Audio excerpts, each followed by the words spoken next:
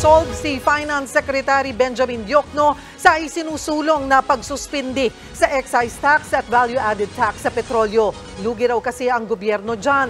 Mas mabuti kung magbibigay na lang daw ng ayuda. Nasa frontline ng balitang yan, si Gerard de la Peña. Posibleng mapuruhan ang pagbangon ng ekonomiya ng Pilipinas sakaling ituloy ang pagsuspinde sa excise at value-added tax sa petrolyo.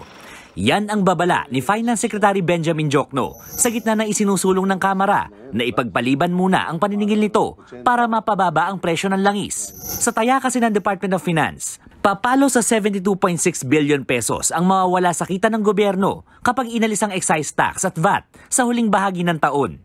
Kung tatagal naman ito ng isang taon, 280.5 billion pesos ang magiging lugi. Kapag nangyari yan, apektado raw ang ekonomiya at credit rating ng bansa. Giit pa ni Diokno, mga mayayaman lang ang makikinabang sa fuel tax suspension. Sila lang kasi ang kumukonsumo sa halos kalahati ng supply ng petrolyo sa bansa. Kaya hirit ni Diokno, pinakamagandang gawin ang pagbibigay ng ayuda sa mga pinakanangangailangang sektor. Sa kasalukuyan, may ibinibigay namang ayuda ang Land Transportation Franchising and Regulatory Board. Pero ang mga driver ng mga pampublikong sasakyan, hindi pa rin kontento. Lalo't tumaas sa ika-11 linggo ang presyo ng diesel at kerosene. At ika-10 naman sa gasolina. Ang gusto nila, 2 hanggang 5 pisong taas singil sa pasahe sa jeep. Hirap na kami, wala na kami kinikita, napunta lang sa krudo. Ang gusto lang namin, ibaba yung sikla o ibaba yung diesel, itaas ang sweldo, ibaba yung mga bilihin. Para magkaroon naman kami ng kunti man maliit na kabuhayan. Nauna nang sinabi ng LTFRB na pinag-aaralan na ang provisional o pansamantalang fare hike sa mga jeepney. Pero ang problema namang yan, papasanin ng mga pasahero. Bagay na kakaunti na lang din ang may kaya ayon sa pag-aaral ng isang commuter group.